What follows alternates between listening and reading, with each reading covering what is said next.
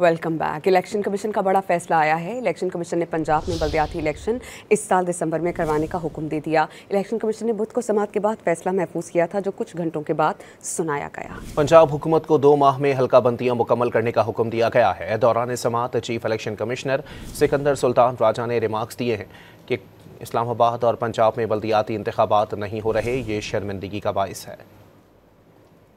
Welcome back. Election commission का बड़ा फैसला आया है। इलेक्शन कमीशन ने पंजाब में बल्दियाती इलेक्शन इस साल दिसंबर में करवाने का हुक्म दे दिया। इलेक्शन कमीशन ने बुध को समाअत के बाद फैसला महफूज किया था, जो कुछ घंटों के बाद सुनाया गया। पंजाब हुकूमत को 2 माह में हल्का बंदियां मुकम्मल करने का हुक्म दिया गया है। दौरान समाअत chief election commissioner Sikandar Sultan Raja ने रिमार्क्स दिए हैं कि इस्लामाबाद और पंजाब में बल्दियाती इंतखाबात नहीं हो रहे, ये शर्मिंदगी का बाइस है।